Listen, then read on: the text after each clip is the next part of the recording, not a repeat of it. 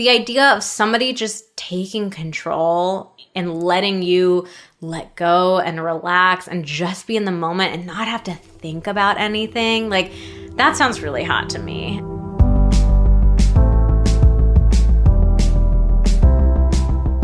Hello and welcome to the Pillow Talks podcast. We're your hosts, Vanessa and Xander Marin. I'm a sex therapist with over 20 years of experience. And I'm just a regular dude. We share the ups and downs in our relationship while giving you step-by-step techniques for improving yours. Make sure you subscribe for your weekly double date full of totally doable sex tips, practical relationship advice, hilarious and honest stories of what really goes on behind closed bedroom doors, and so much more. It's the sex education you wish you'd had. All right, we are recording episode 52. Alrighty. How to take control of the podcast. You literally just spoiled my intro. I was going to tell you, Xander, take control of this podcast. Oh, but your job is the intro. Well, now yours is. I want you to take control. All right, baby, we're going to do this podcast. We're going to get down and dirty with this. With this sucker. Sucker. You ready to ride on the podcast train? What? Is that what you think taking control is? I don't know. No, I'm actually glad that you opened it up that way, because I was just sitting here thinking to myself, okay, how do I want to open this? Oh, I know. I'm going to ask him to take control of the podcast. Funny. And yeah, so the point that we wanted to make is we're obviously going to be talking about taking control in this episode, but that isn't as clear as a lot of us think that it is. So if I was just to tell you, like, I want you to take control in the bedroom, what would that mean to you? Well, let me describe a bit about how I used to react to this kind of question, because I think this used to create some friction between us. Mm-hmm. Absolutely. Yeah, in the past, I would have heard that, and a lot of stuff would have gone through my head. I would have felt like, I don't know if I feel good about taking control. I'm not sure I know fully what that means. I would probably start engaging in some very black and white thinking of like, oh my God, is she telling me that I need to always be the boss in the bedroom? Is that who I am as a person? Is she really, maybe she's looking for something that's not exactly what I'm offering? It would have kind of felt like a bit of an identity crisis, perhaps. Wow. And I maybe would have pushed back on that request. I don't know. It definitely brings up some challenging feelings in the past. Mm-hmm. And we definitely got into our fair share of arguments around that, I think. In the past, do you think you ever had a sense of like the specific things that I would have wanted you to do in the moment? Like, I hear you talking about how it brought up like identity challenges for you of like, how big does this stretch and how much control and how often? But like, do you think you even knew the specific things in the moment that I would have wanted you to do, like during sex? Well, no. I mean, if you were telling me I want you to take control in the bedroom and that's all you were saying, then no, I wouldn't know from that question. I wouldn't know exactly what it is that you're asking me for. Yeah, this is such an interesting topic because we'll get into polls in a minute here, but I think a lot of people want their partner to take control in the bedroom. And I think in particular when it comes to male and female couples, that women really want men to take more control. And it seems kind of like a simple, straightforward thing. Like, I just want you to take control. And I can remember experiences from earlier in our relationship where I would say that to you and I would feel that pushback from you and think like, why is he pushing back against this? It's not a big deal. I'm not asking for much. Like, just take control. Like, and I can imagine that this idea that, oh, well, my partner should take control, it baked into that. I could see the assumption that, well, I shouldn't have to tell you what it is because I want you to do it. I want you to figure it out and you to take over it. So I shouldn't have to give you any more detail. Oh, yeah, for sure. It's like, yeah, it doesn't feel like you taking control if I have to tell you what to do to take control. Yeah. So we're going to get all into this thorny issue today. Obviously, it's a lot more complex than it sounds. Yeah, like. I mean, this goes back to, just reminded me of the episode we recorded. Like, if you have to ask for it, does it even count? It's the exact same concept here, but now we're getting really into specifically taking control. Yeah. So if you are wanting your partner to take more control in the bedroom, or if your partner has told you that they want you to take more control, then you absolutely need to keep listening to this episode. Yeah, but first we're going to do, per usual, our review of the week. Now, this week's review of the week, I've been told, is quite good.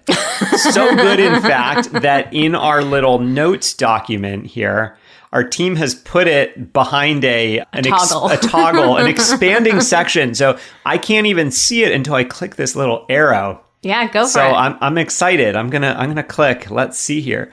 Oh, it's long. Okay. Wet eternity. Do you know what that's I do remember. God, this was so many. Wait, was this from the? It's in the first sentence. Oh yeah, the dry spell episode. Yes, that's right. That's right. Wet facts, I think, is what I said. You said wet facts. We were trying to come up with the opposite. Not FAX, but what's FAC. the opposite of a dry spell? Yeah, I said wet fact. FACT. Wet eternity. Like, wow, doesn't that sound like maybe a perfume for men or something like that? Hey, wet eternity. I mean, that could be good. Who doesn't want just eternal wetness? Okay. All right. So the title of this review is Wet Eternity. That's the opposite of a dry spell, and that is what this podcast has done for my marriage. And then 2 wave emojis. Great. It's that wet. Okay.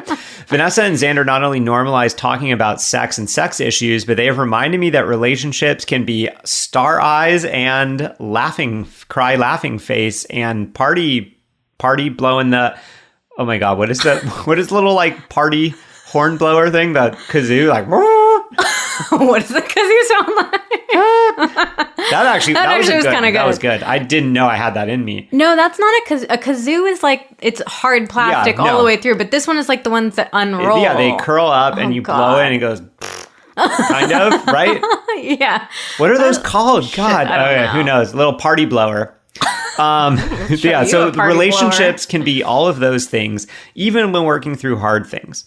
My husband and I have been together for 12 years, and our sex life over the past year, since we started 2 ear emojis, I can only assume that means listening, is the best it's ever been. I'm not exaggerating when I say Pillow Talks has given us the language and skills to articulate our concerns, needs, and desires.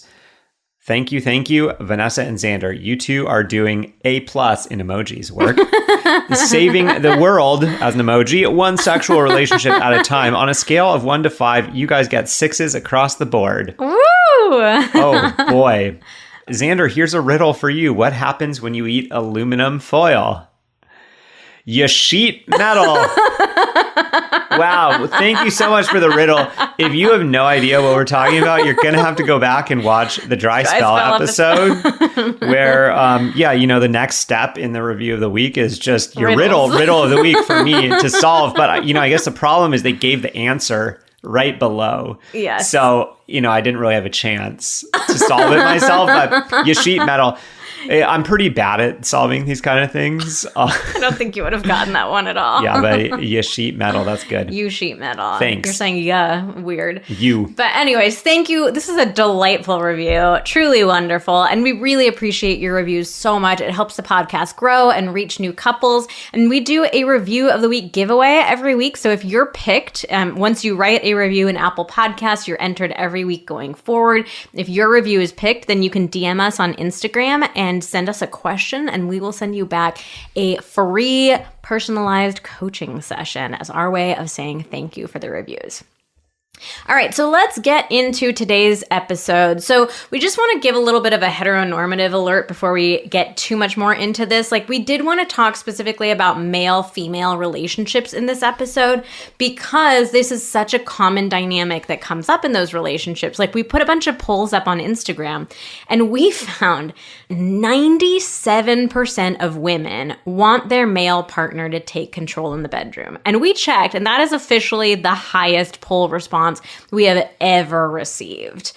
97%. Yeah. Pretty much everybody, every woman wants her male partner to take control of the bedroom. So that's why we wanted to focus this episode specifically on male-female partnerships. However, I would venture a guess that a lot of the dynamics we're going to talk about still do apply in, a relationship where there's a clearly identified like top or bottom type relationship, or, more masculine role, more feminine identified role in a relationship. Yeah. So I think that these dynamics pretty much work across those. So, if you identify that way in your relationship, I think what we're going to talk about is going to be pretty applicable. Yeah.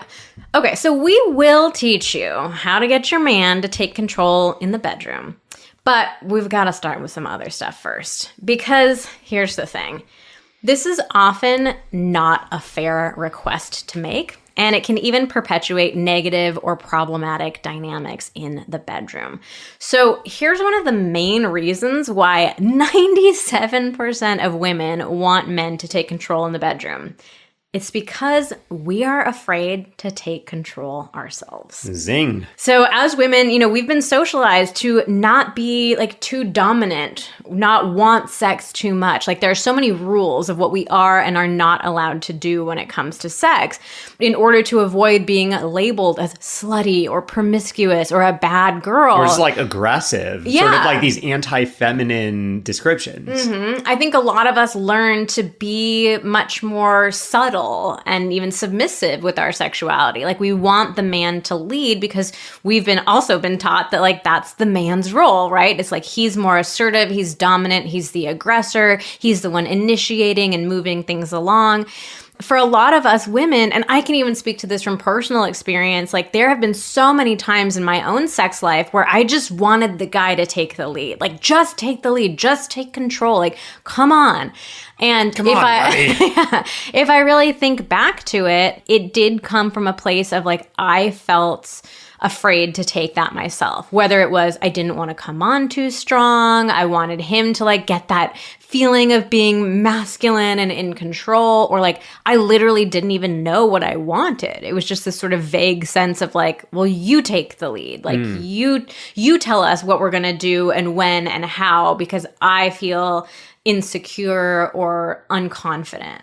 Yeah, that brought up an interesting question for me. You kind of halfway answered it in saying that where often you said that you didn't feel like you didn't know what you wanted. Mm-hmm. But I do wonder, were there ever times where that desire for your partner to take control, whether that was me or someone else, did you in some of those situations like know what you wanted, or be like you kind of had some things that you wish you could express, but then you were like, oh, I can't do this, so just you figure it out? I think it's sort of like half and half. There were certain times, I think for me, like earlier in my sex life, I really wanted the guy to be the one to make the first move, like to go in for the kiss or to like kind of move things along for us having sex for the first time. And so there were some times where I remember sort of sitting and thinking like, come on, just kiss me, or like take my clothes off or whatever.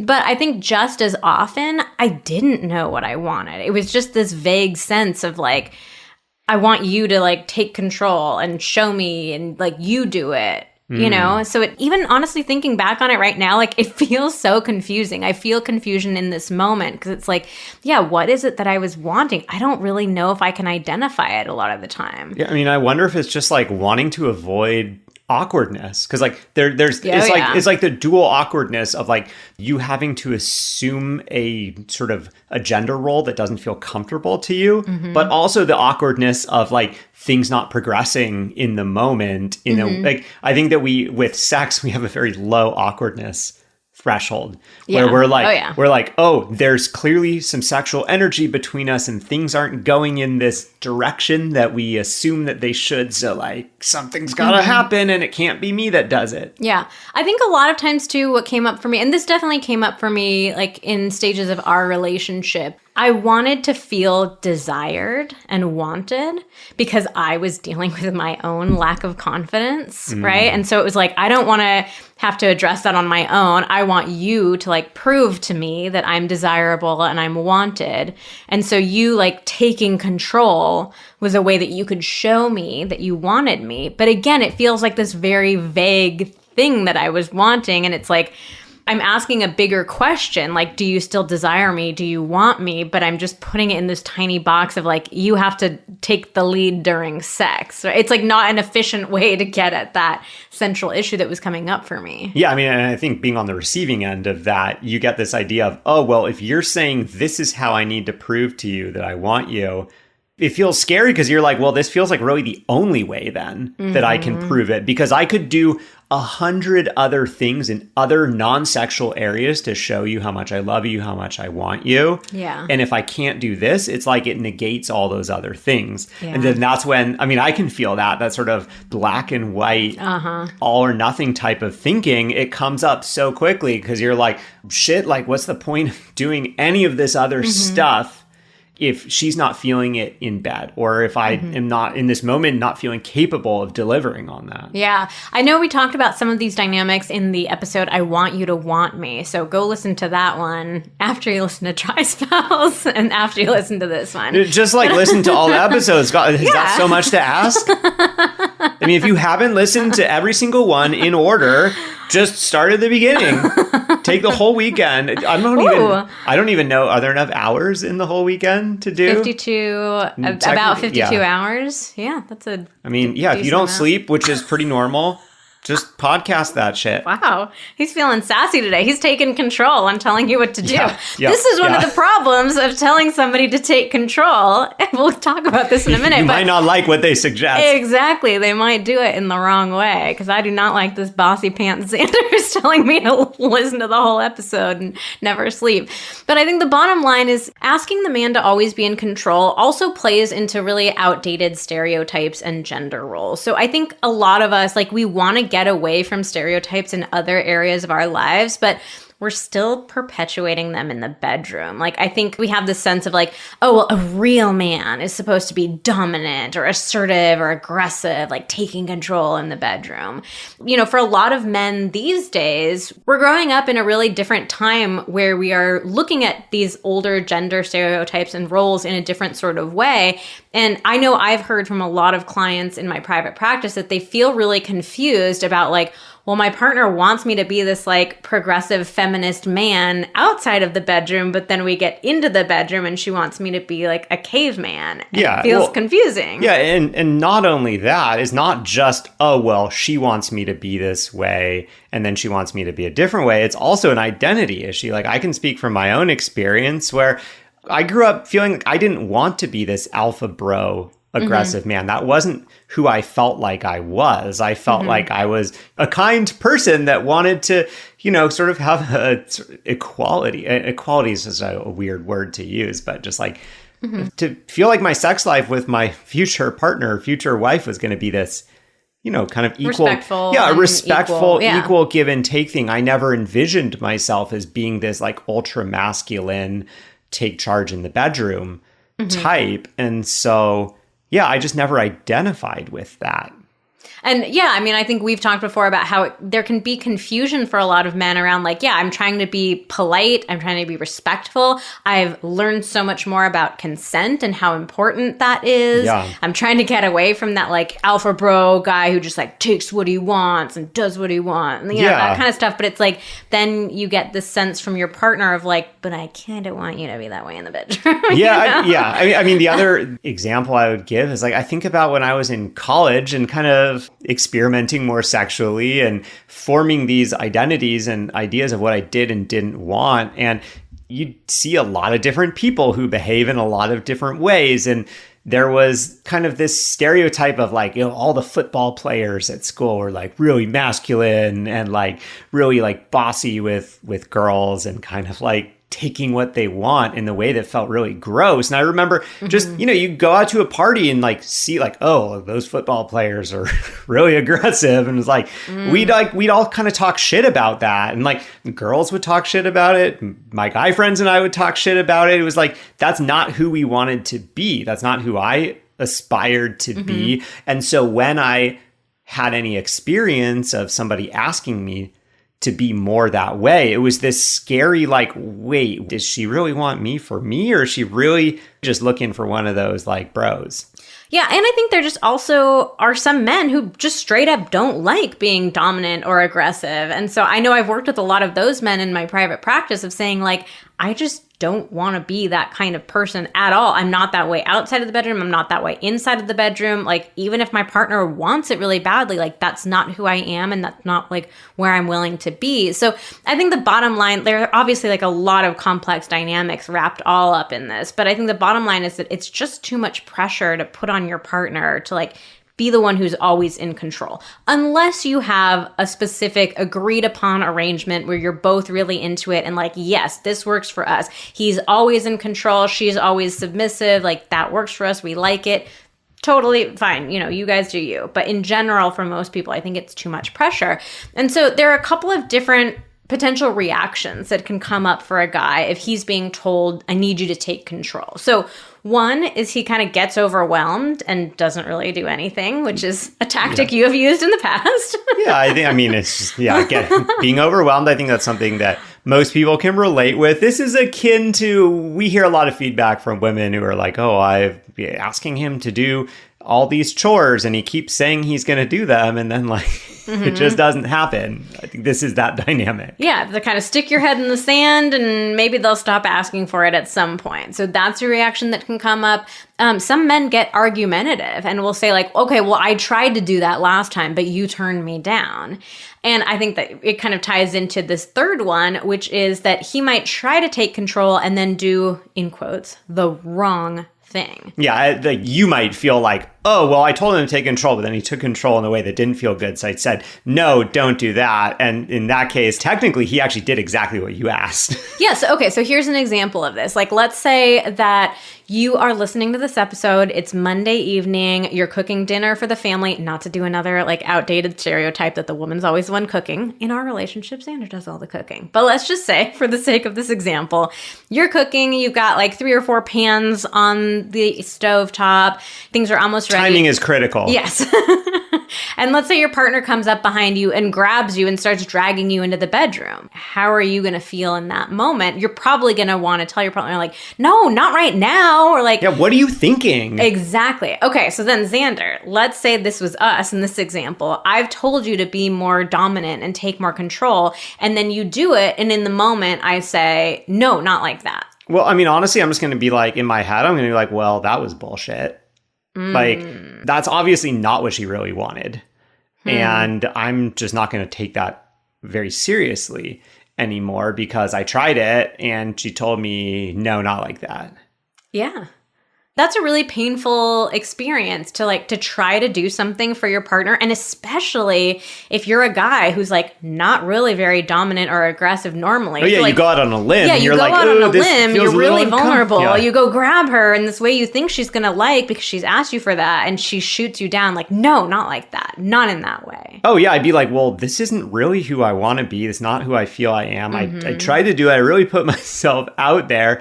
And then she kind of pushed me away. So now I feel like not only did I betray like who I feel like I am inside, but I also kind of feel ashamed because she told me, no, not like that. And so I just be like, this is not, I don't want to wade into this territory anymore. Yeah, so I just don't think that you can give your partner this blanket statement of like, I want you to take more control unless you are willing to let them take control in the exact ways and moments that they want to, which honestly doesn't sound like a very safe sex life to have. Like, yeah, if you say you got to take control, then you also have to be willing to cede your own control. Yeah, and that may not feel safe to you at all to say like, yeah, okay, I'm going to let my partner literally do what they want with me whenever they want with me. Like, I don't think most people would willingly choose to have that sex life for themselves. So, yeah, I mean, I think it's just having these blanket statements like that, like really sets your partner up for failure, not being specific about what it is that you want. Like, it's unfair to your partner and can even be dangerous or feel unsafe in the moment. Yeah, I mean, because that sets you up for failure as well. Like, everyone's getting set up for failure. Yeah.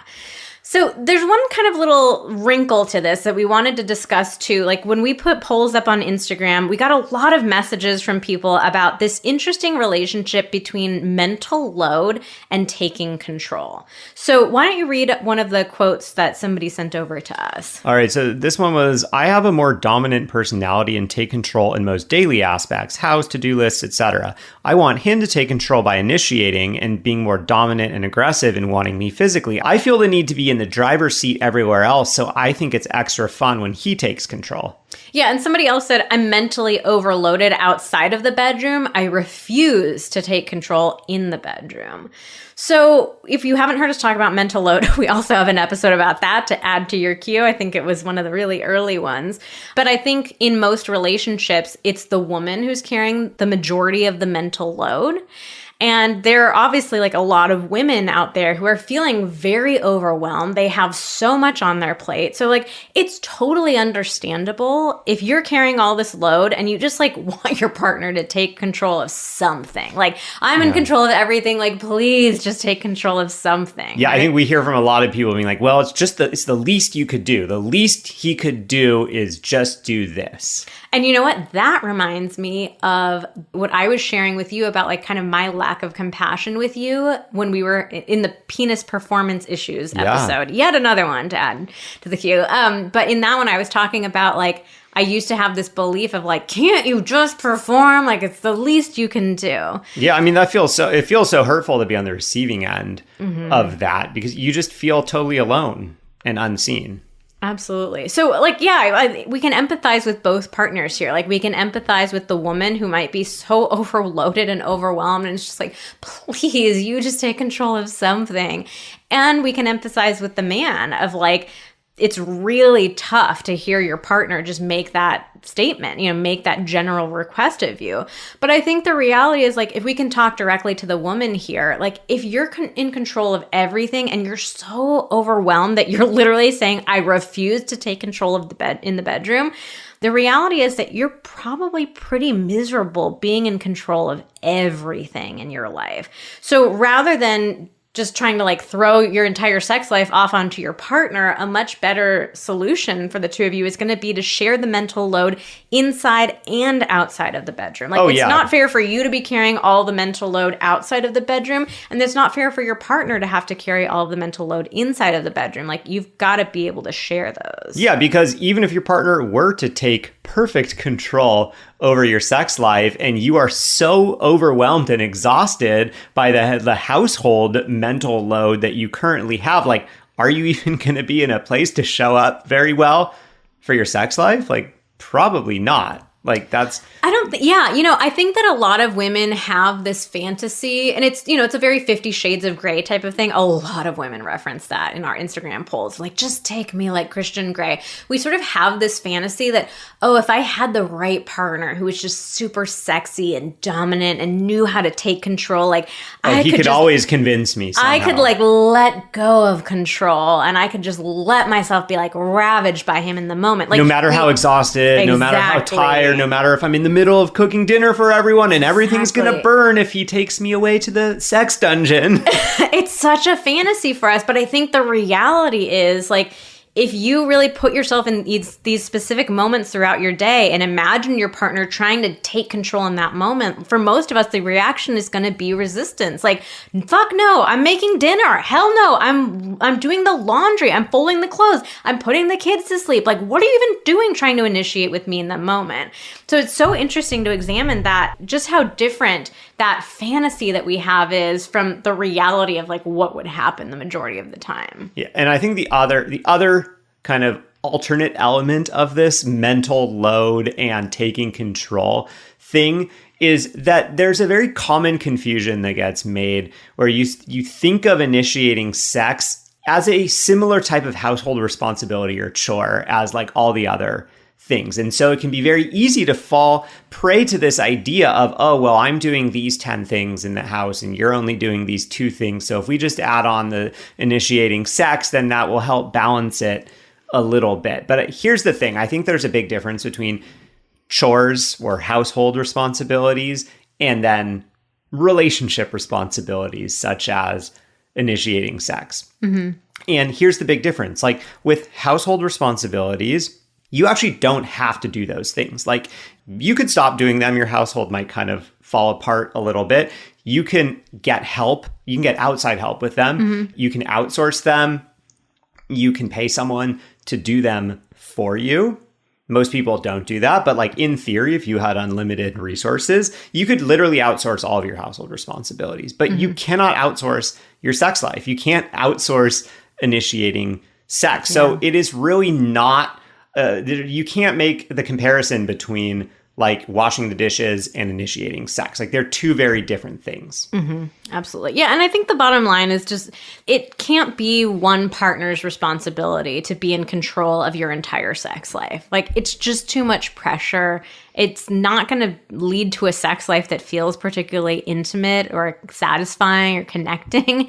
And yeah, again, I think it's such an interesting question to ask ourselves of like, you know, if I want my partner to take control, could I really allow myself to give up control in those moments? I think for a lot of us, the answer is no. Yeah, and it just doesn't feel very good that only one person does one of these major relationship responsibilities or relationship maintenance things or whatever you want to call it. Like, especially when it comes to initiating sex, even if, you know, one partner initiates most of the time, it feels really good to feel wanted by the other partner every now and then at the very least. Yeah. Like, you know, if I'm initiating 100% of the time, I start getting thoughts creeping into my mind of, does she really even want this? If I didn't initiate, would she ever want sex? Like, is this a totally one-sided thing? That's what I was talking about earlier is like so many women, we want our partner to take control because we want to feel wanted, but we don't take that time to think about like, well, isn't this something my partner probably wants too? Like he wants to feel wanted as well.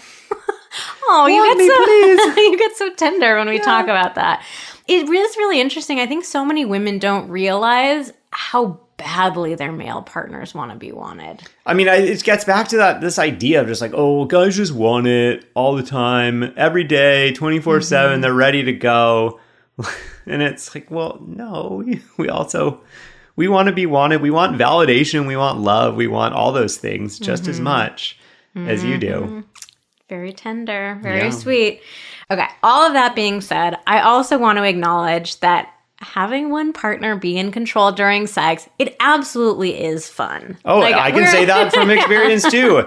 When you take control, it can be very fun. When I take control, it can be very fun. Yeah, so it has to be a shared responsibility. So if you are willing in your relationship to share that responsibility, we will give you tips for how to play with control in the bedroom because it can be very fun. We both enjoy it. And share does not mean 50-50 either. Yeah, exactly.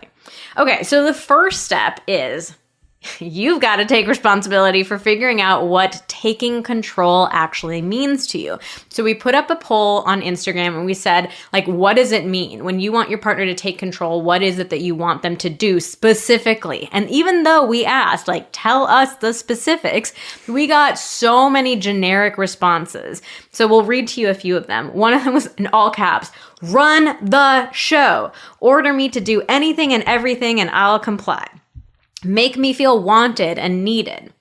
He should at least make the first move. I want him to completely dominate me and do whatever he wants. And then, like Vanessa was already referring to, I want him to take me Christian Grey style. Ooh, yeah. Oh, so many 50 Shades of Grey references. So yeah, we already talked a little bit about like how much pressure this puts on men to like, one, not know exactly what your partner means by taking control, but also that you miss out on this sense of like feeling wanted and prioritized by your partner as well. So I think it's really important for us women to take the time to feel into the details of what it is that you want. Like telling your partner, run the show or make me feel wanted. Like, what does that actually mean to you? Like, you need to give your partner specific things that they can do. Yeah, because if your partner is not immediately on board with that very general request, all they need to do to start ignoring it or brush it aside is to think of one situation where they know that that won't really work. Of like, oh, well, I did try to run the show last week and you made fun of me. So screw this. So then, yeah, step 2 kind of falls right in from step 1 is that you have to tell your partner what you want and when you want it. So you can... The when, not when I'm in the middle of cooking dinner. Yes. You can't expect your partner to guess. And even if it feels really clear to you, like I can imagine a woman listening to this episode and saying like, I have 3 pots on the stove. Of course it's not a good time. Like, what do you think is going to happen to the food? It's going to burn. We're not going to be able to eat. But I can imagine a man thinking just turn the stove off. Yeah, she could turn the stoves off. Or like, wouldn't she feel really wanted that like, I can't even wait for her to finish dinner. I need to have her right in that moment.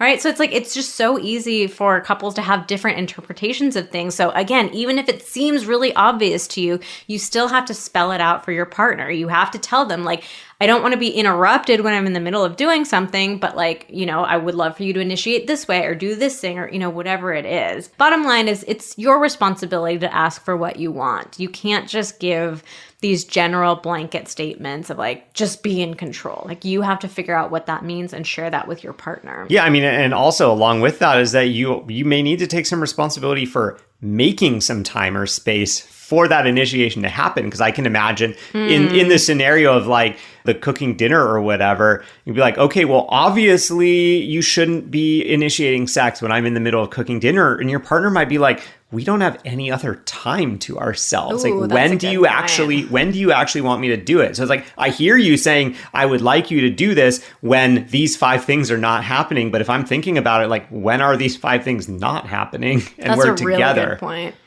Okay, so next we want to give you like some specific areas where you can play with control, because I can imagine a lot of people listening to this and like, well, I don't know the specifics. Like, what are the options? Where do I even start? So, okay, a huge one is initiating. So you can give your partner the specific ways that you want sex to be initiated. So do you want them to push you up against the wall? Do you want them to grab you and pull you into the bedroom? And I think the interesting thing about this is when we are giving our partner specific ways that you want something to be initiated, in reality, you are actually both taking some control, because you are taking control for identifying what ways you would like to be initiated with and then communicating that. And then your partner in turn gets to take responsibility for executing on that. So in reality, like, you're both getting your needs met. Like, you're each sharing some control over that. It's just a matter of when that control is being exerted. You are initially taking some control by saying, this is how I'd like you to do it. And then your partner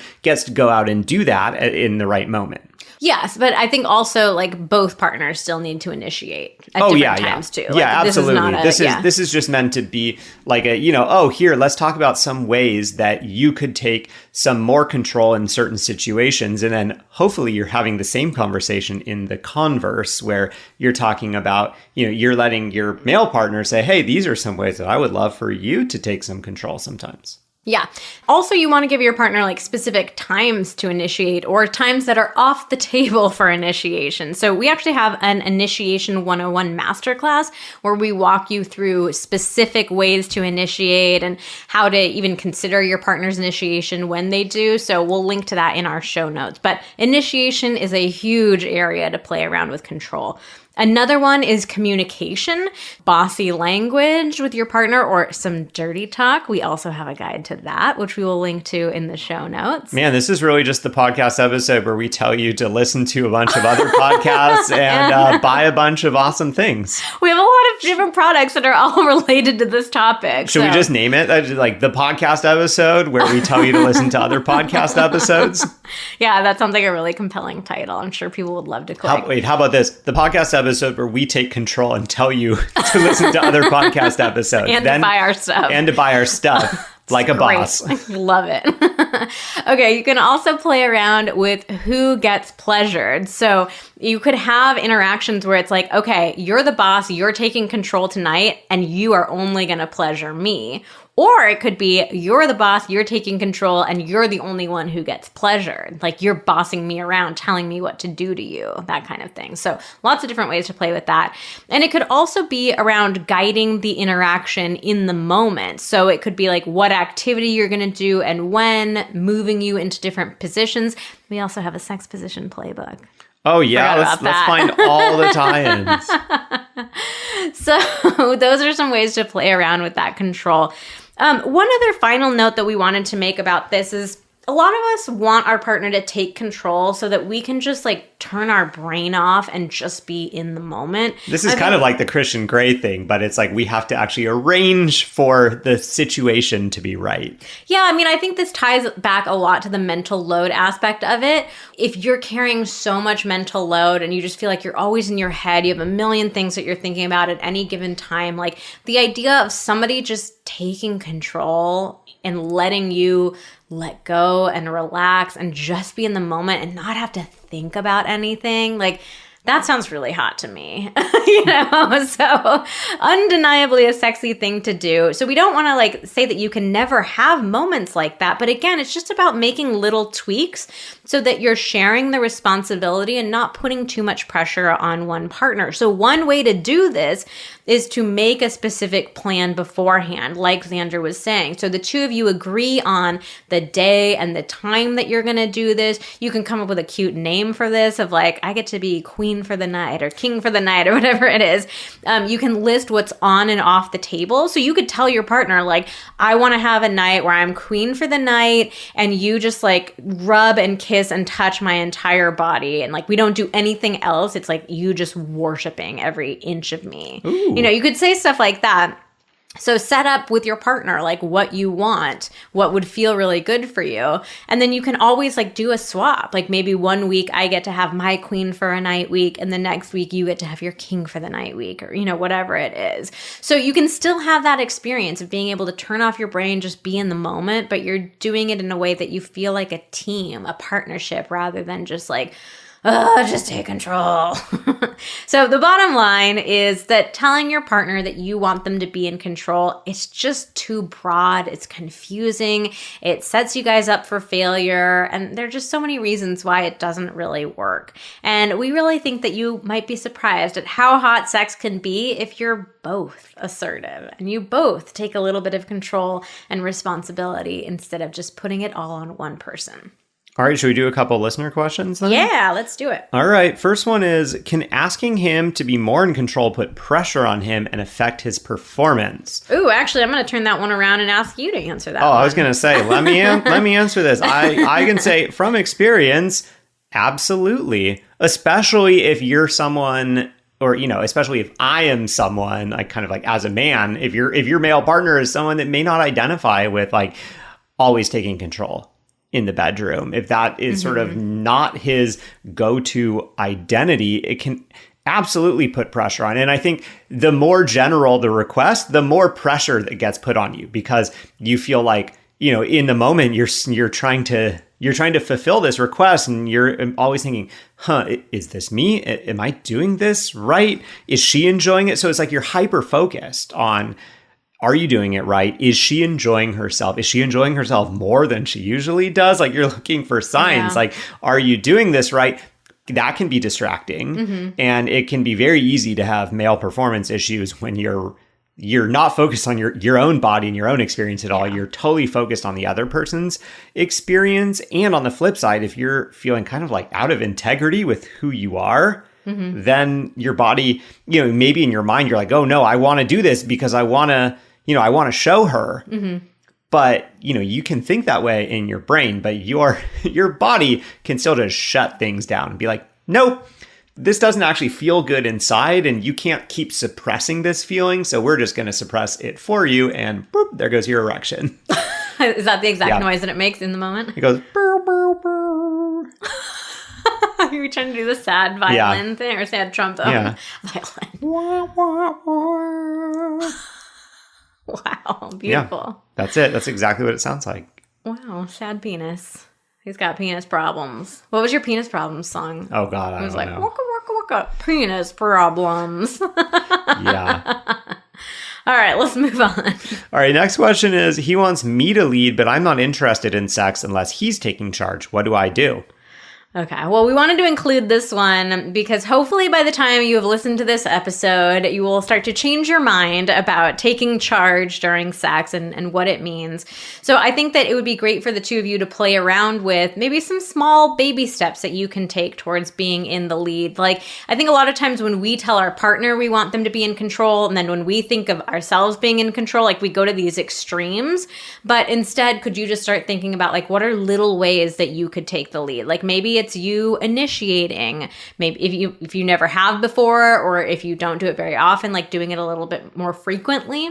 But some other things that you could do, like suggesting a position in the moment, or you just taking the initiative and doing something to your partner in the moment. But do little baby steps. Bottom line is, sorry that you're not interested, and unless he's taking charge, like it's just not a fair dynamic to have in your relationship. Yeah, and I think with this one especially, if you guys are really deep into that dynamic and you are butting heads, you might need to do some couples therapy sessions to try to just talk through like what is going on for each of you and create some shared understanding between you two. And also maybe just go back to the section of this episode where Xander was talking about like what it feels like for him to feel wanted and desired and to have me take control, and even go and listen to the I Want You to Want Me episode too. I think that might help change your mind a little bit.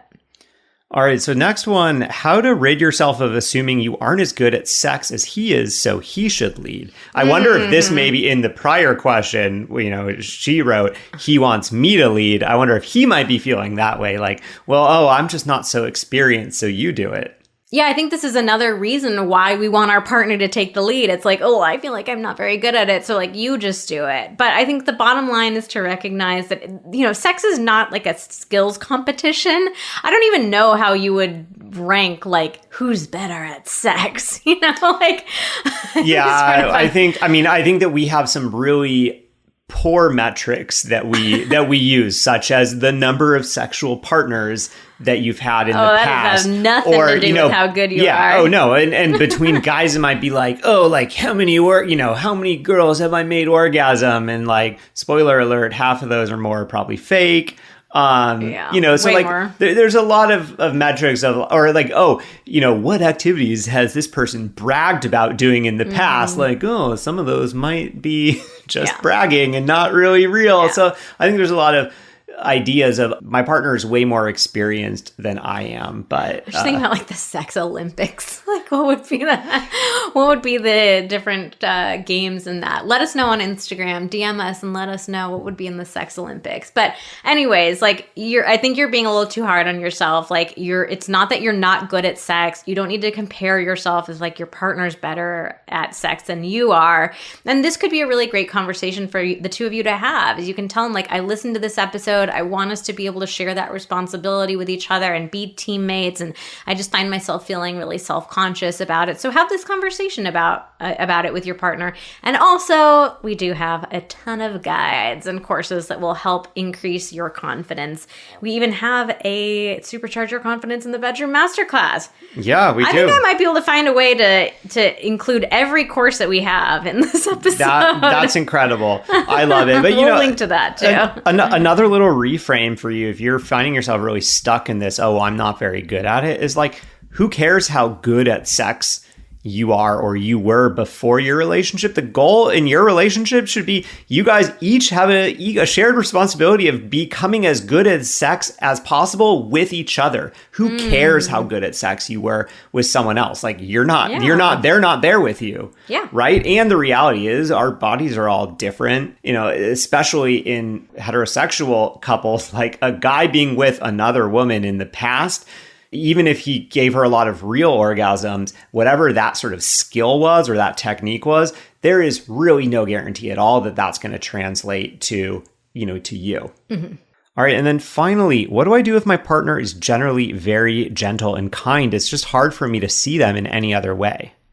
So from this question, I wasn't clear if this person wants their partner to take more control in the bedroom. I think so. Or it might be like, this very often happens on Instagram. I think people see a question, like a prompt about taking control, and they go, oh my God, like, should they be taking control? Maybe, that's what I was maybe thinking. they're not doing enough. Oh, but they're really gentle and kind. Oh my God, what do we do? Yeah, so if it's that you don't care about your partner taking more control, like the point of this episode is not to tell you your partner should be taking more control. So that's fine. If you do want them to take control, but you just see them as a very gentle and kind person, I think what that speaks to is like we each have to find our own individual ways that we like ourselves taking control and our partner taking control. Like Xander is a very gentle and kind person as well. Thanks. So, but there are definitely ways that we've discovered that he can really take control and be assertive in the bedroom and like in ways that really turn me on, ways that feel really good and authentic and kind of like confidence building to him. Oh yeah. So the sound effects today. So yeah, it's all about finding like what works for the two of you rather than feeling like you have to play these roles of Christian Grey or the alpha bro. So, I mean, I hope that that's really what we've drilled home in this episode is when we put these blanket statements on each other, these blanket requests, it doesn't leave room for us to feel authentic and like ourselves. It makes us feel like we have to play a role, but we absolutely don't. Like the whole point of sex is finding ways to experience connection and pleasure and satisfaction in ways that feel like you. All right, well, that wraps up our episode on taking control in the bedroom. We will put a whole bunch of links to a whole bunch of things in our show notes for the episode. We've got that initiation masterclass, the mental load workbook, if you want to figure out how to share the mental load in your relationship, dirty talk guide, the sex positions playbook, the foreplay guides, if you want to get more confident in your sexual skills and being able to pleasure each other, and our supercharge your confidence in the bedroom masterclass. Those are all some of our lowest price point courses. Like the confidence masterclass is $19. So get it. Go check it out right away and start getting confident. All right, so that's it for today's episode. Thanks so much for listening, and join us again next week when we talk about exploring kink if you never have before. Oh yeah, we're going along with this Christian Grey 50 Shades of Grey theme. All right, see you next time.